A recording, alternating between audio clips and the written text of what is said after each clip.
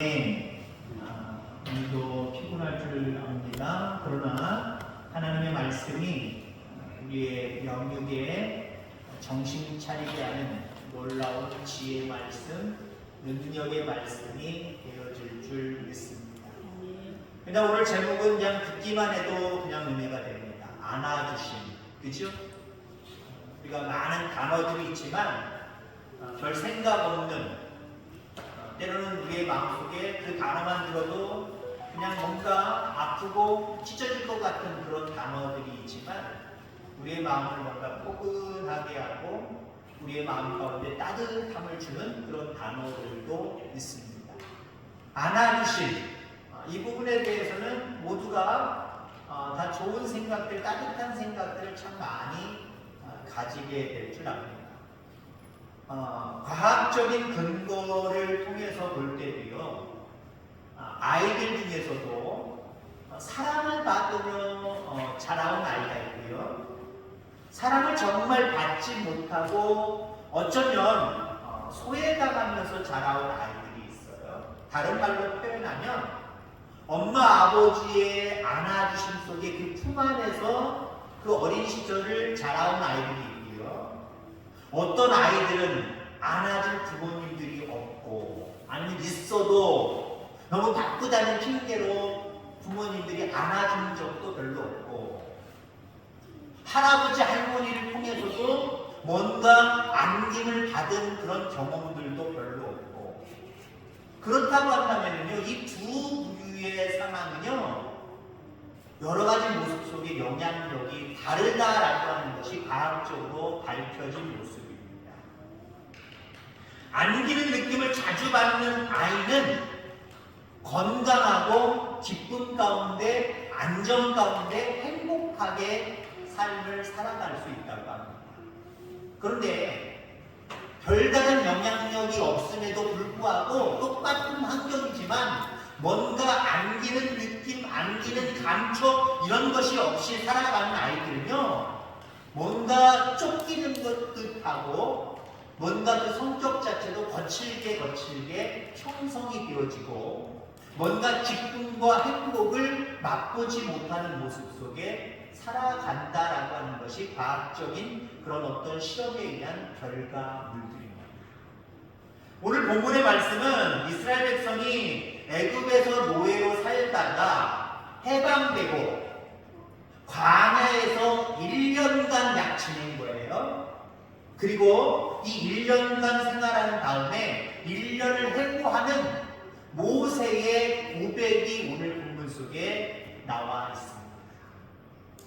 출애굽해서 광야에서 1년을 보낸 다음에 오늘 모세는 무슨 이야기를 했는지, 그리고 거기에 대해서 이스라엘 백성들은 정확한 이야기를 하지 않습니다만은 앞뒤 여러 가지 이스라엘 백성들의 모습들을 우리가 생각할 때 출애굽해서 광야 기간 1년 지나고 나서 이스라엘 백성들은 어떤 생각을 가지고 있고 모세는 어떤 생각을 가지고 있는지 오늘 본문에서 발견할 수가 있습니다. 이게 사람이요, 똑같은 환경이지만 어떤 환경 속에서 살아가느냐, 그리고 똑같은 상황이지만 그 상황을 어떻게 보고 어떻게 해석하느냐에 따라 달라요. 모세와 이스라엘 백성들은요, 출애굽 같이 했어요. 홍해를 같이 건넜단 말이에요. 광야를 1년 동안 같이 한 바퀴 돌았어요. 똑같은 환경입니다. 자, 그런데 보는 시야가 달랐어요. 그 1년의 과정을 느끼는, 평가하는 감정이 달랐어요. 모세는 하나님의 관점에서 바라봤습니다. 하나님의 관점에서 바라보면서 뭐라고 얘기를 하냐면, 지난 1년 동안 하나님 아버지 품에 안겨서 이 광야를 지나왔다, 이 광야 생활을 했다 라고 표현합니다. 광야 1년 동안 하나님이 우리를 안아서 여기까지 인도해 주셨어 라고 평가하고 있다는 거예요. 자, 근데 이 이야기를 맞다 하고 긍정하지 못하는 무리들이 있었어요. 웃기고 있네. 말도 안 되는 소리 하고 앉아 있어. 이런 무리가 있었어요. 이 무리가 누굽니까? 모세를 제외한 이스라엘 백성 거의 다가 이렇게 느꼈어요. 1년 동안 하나님 뭐 하신 거야? 우리를 버렸잖아. 우리를 멀리 했잖아. 도대체 홍해 걷는 다음에 우리한테 해준 게 뭐가 있어? 해준 게 뭐가 없긴 뭐가 없어요. 많은 기적과 표적과 은혜를 많이 베풀어 주셨잖아요. 1년간이요. 근데 이스라엘 백성들은 어떻게 생각하고 있어요? 하나님 우리를 외면하셨다는 거예요. 우리를 방치하셨다는 거예요. 우리를 버리셨다는 거예요. 못 본 척하고 뒤돌아 계셨다는 거예요. 여러분 도대체 모세와 이스라엘 백성들의 평가, 삶을 1년 동안 살아보고 삶을 평가하는 태도가 왜 이렇게 다를까요? 여러분들의 삶을 평가하는 태도는 어떻습니까? 지금 인생, 지금의 여러분의 연세 동안, 나이 동안 살아오면서 아니면 금년 한 해, 적어도 한 달을 지내면서 여러분은 하나님에 대한 생각들을 어떤 생각으로 채워가고 있습니까? 여러분들도 모세처럼 하나님이 여기까지 안아서 나를 인도해 주셨네 라고 고백할 수 있습니까? 내가 얼마나 바빴는데, 내가 얼마나 힘들었는데 도대체 하나님 뭐 하셨습니까? 하나님 왜 나를 버리셨습니까? 나를 왜 외면하셨습니까? 왜 나를 못 본 척 하셨습니까? 아우, 지난 1년 동안, 지난 한 달 동안 얼마나 내가 슬펐는지 알아요? 내가 얼마나 속상했는지 알아요? 혹시 이렇게 하나님 앞에 이야기하는 것은 아닙니까? 신명기 32장에 보면 죽음을 앞둔 모세의 마지막 설교가 나옵니다. 그는 민족을 앞두고 이렇게 고백합니다. 32장 27절의 말씀을 현대인의 성경으로 제가 읽어드릴게요. 쉬운 성경으로 한마디로요. 하나님의 영원하신 팔이 너를 끌어안고, 여기 너를 누구예요? 이스라엘 백성들을 끌어안고 품고 계신다. 그러므로 하나님이야말로 너의 고향이요, 너의 품이요, 너의 안식처가 되신다. 모세가 32장에 가서는 광야 생활한 지 이제 40년이에요. 그때 이제 가나안 땅을 바라보지만 자기는 들어가지 못하는 그 상황 속에서 이스라엘 백성들에게 마지막 설교를 하고 있는데 어쩌면 여러분들 모세는 가장 속상한 사람이었을 거예요. 나같이 나름대로 하나님을 긍정적으로 바라보면서 이제껏 이스라엘 백성들을 여기까지 하나님의 관점으로 바라보면서 데리고 왔는데 나는 못 들어가고 이 말썽꾸러기들 이스라엘 백성들은 다 들어간다고? 물론 이스라엘 백성들도 다 들어간 건 아니에요. 1세대들은 다 제외하고 2세대들이 다 들어갔죠. 1세대들은 여호수아 갈렙 빼놓고는 들어간 사람은 없어요. 어찌됐든 간에 모세가 가장 속상했어요. 그럼에도 불구하고 그는 가나안 땅에 들어가지 못하는 그 마지막 광야 끝자락에서 이렇게 설교를 하고 있다는 거예요. 하나님의 영원하신 팔이 너를 끌어안고 있었다, 품고 있었다. 그러니까 너희들은 날마다 그 하나님의 품에 계속해서 안길 필요가 있다. 너희들은 참 행복한 사람이다. 한마디로 이렇게 이야기하고 있다. 여러분 그렇습니다. 세상은 다 우리를 외면해도 못 본 척해도 우리의 사정과 상황을 몰라줘도 우리 하나님은 여기까지 우리를 품고 여기까지 우리를 안고 오셨다는 거예요. 앞으로도 그분은 어떤 상황 속에서도 우리를 안고 가실 것이고 우리를 업고 가실 줄 기억하기를 간절히 소망합니다. 오히려 어때요? 힘들수록 부모들은요 아이들을 더 안는 거예요. 보세요. 아이들 안아야 될 시기에 아이들이 나름대로 걸음을 걸을 줄 안다는 말이에요. 처음부터 안 안아주잖아요. 좀 가기 쉬운 길, 아직 힘이 남아있을 때 네가 걸어. 아빠 손잡고 줄게, 엄마 손잡고 줄게, 네가 걸어.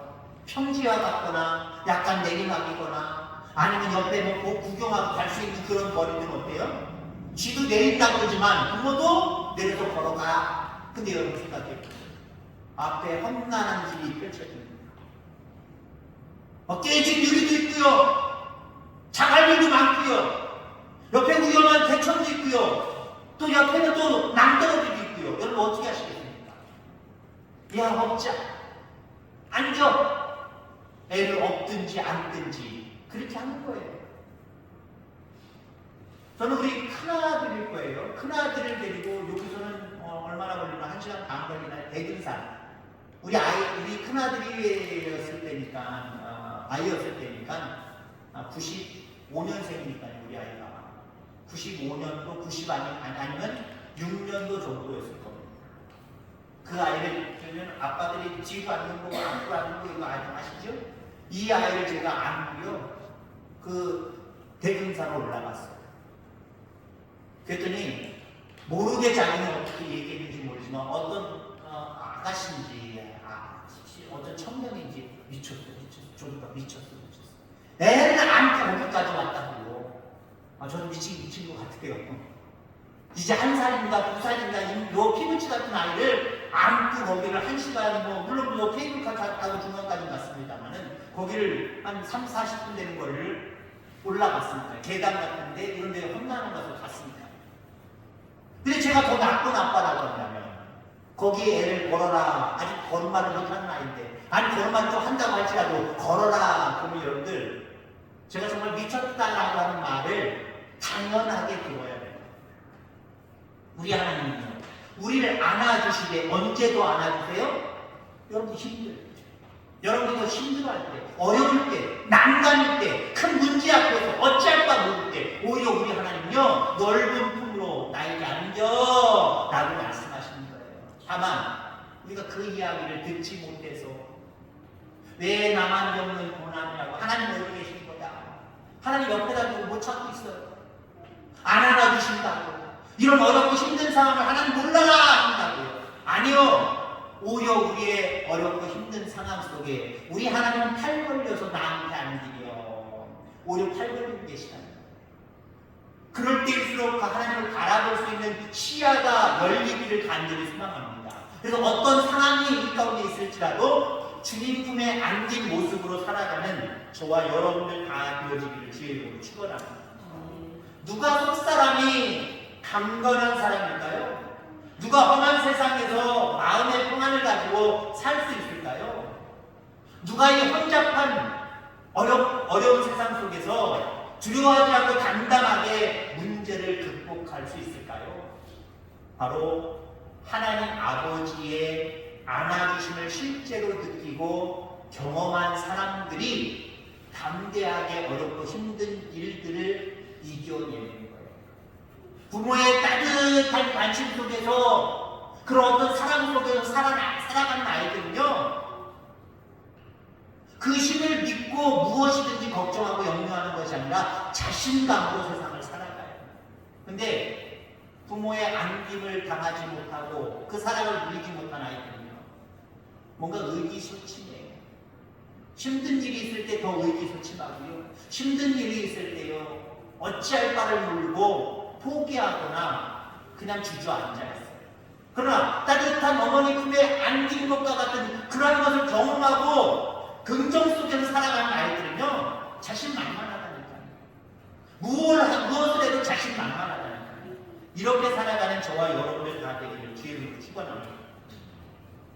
하나님이 나를 안아주시는 은혜를 매일 누리며 살기 위해서 우리는 적어도 2가지를 실천해야 됩니다. 여러분 매일매일 하나님이 안아주시는 은혜 속에 살기를 원합니다. 그러하기 위해서 2가지를 우리가 알아야 되고 2가지를 반드시 실천하면서 살아가야 됩니다. 우선 첫 번째는요, 말씀을 묵상함으로 하나님이 나를 안아주시는 아버지 되심을 확신하고 믿으시기를 주의 이름으로 축원합니다. 내가 삶을 살아갈 때 하나님의 안아주심 속에 이 모든 것들 걱정 없다, 염려 없다, 해낼 수 있다, 이 담대함으로 살아갈 수 있는 능력은 어디서 나오는 거예요?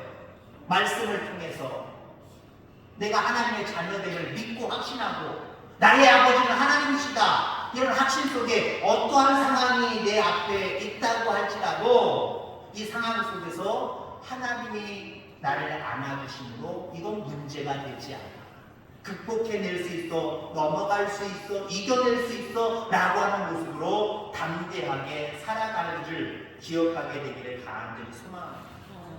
많은 사람들이 바쁘다는 핑계로 하나님과 교제할 적절한 환경들을 소홀히 여기면서 살아가고 있습니다.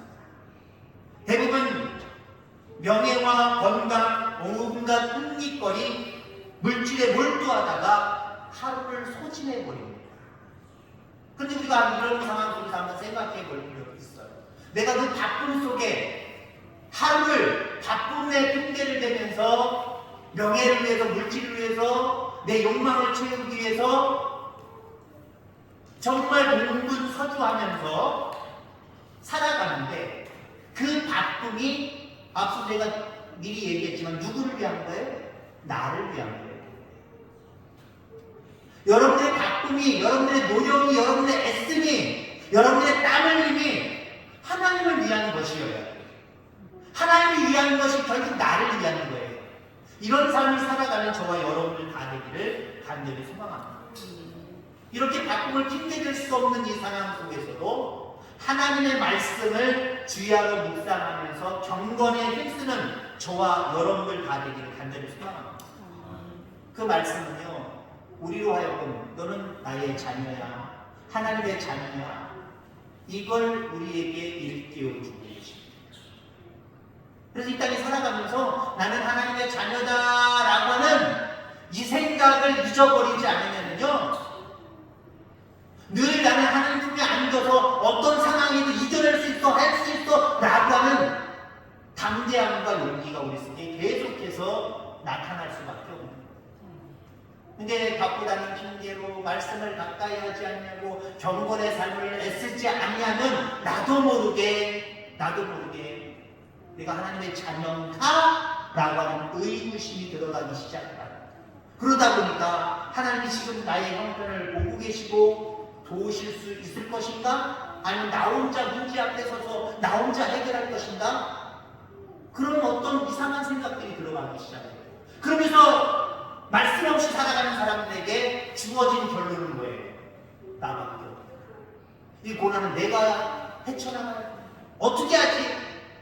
문제 앞에 덜덜 떠는 거고 걱정하고 염려하는 삶을 살아갈 수밖에 없다라는 거예요.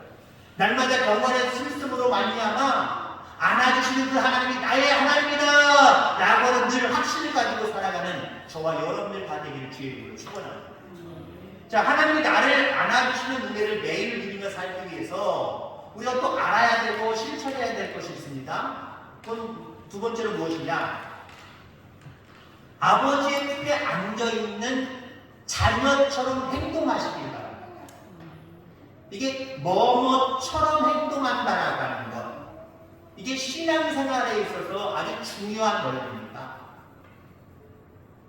신앙은 뭐예요? 하나님이 나의 죄를 용서하신 것처럼 사는 것, 그게 신앙이에요. 그게 믿음이에요.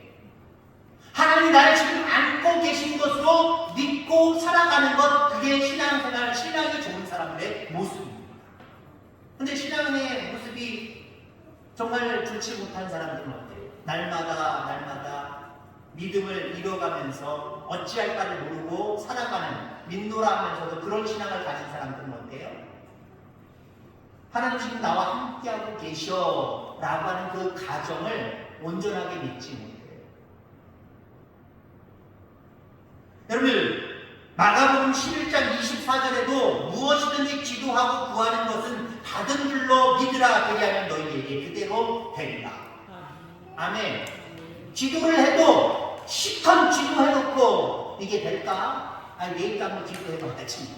다시 원점으로 돌아가서 내일 한번 다시 기도해보겠다는 거예요.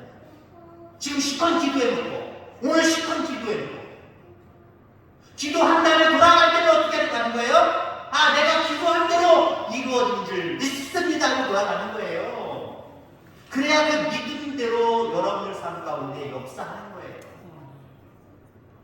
예전 고전적인 예화책에 보면 이런 얘기 있었어요.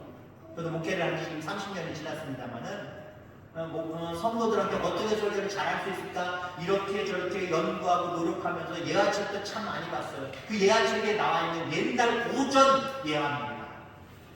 무슨 예화냐? 어느 마을에 너무 비가 안 오는 거예요.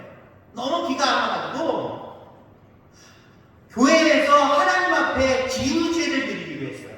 하나님이 이 지역에 비 좀 내리게 하여 주시옵소서. 그래서 목사님이 기우제 예배를 드린다라고 기우 예배를 드린다고 광고를 하고 모든 성도들이 기도하여 비가 오기를 다한데 우리가 사모하자라고 그 주일을 그렇게 정했습니다. 자, 그 주일날이 됐습니다. 주일날에 비어서 모두가 하나님 앞에 기도해보자. 그래, 농사 성공하지. 야, 농사 이거 다 망치면 어떡할 거야? 하나님 비 주셔야지. 우리가 할 수 없다니까 하나님이 다 치워주셔야 된다니까. 잘하게 하시는 하나님이 인도해 주셔야지. 비를 안 주시면 어떻게 이거 농작물들 어떻게 다 죽어가는데 큰일 났네. 하나님 비 좀 내리게 해달라고 우리 간절히 기도합시다. 그런 마음으로 모두가 교회를 하면서 오는데 어떤 한 작은 소년이 자기도 교회 가겠다고 기도하러 오는 거예요. 옛날에는요 주일학교 여기 따로 없었어요. 어른과 같이 드렸단 말이에요. 어른들 예배 드리는데 자기도 다 이미 다 알고 있어요. 기후 예배 드린다는 거. 그래서 자기도 가는 거예요. 가는데 그 한 손에 뭐가 들렸는지 아십니까? 우산이 들려있어요. 옛날에 귀하기 귀한 그 우산이 들려있어요. 그들이 다 교회 앞에서 보는 사람들마다 다 뭐라고 얘기를 해요. 야, 이거 진짜 비도 지금 며칠째 않는데 무슨 우산을 들고 야! 아, 여기 좀 바보죠. 날씨를 봐야 해가 쨍쨍 떠있다. 무슨 비가 온다고 우산을 갖고 있냐? 비 안 와!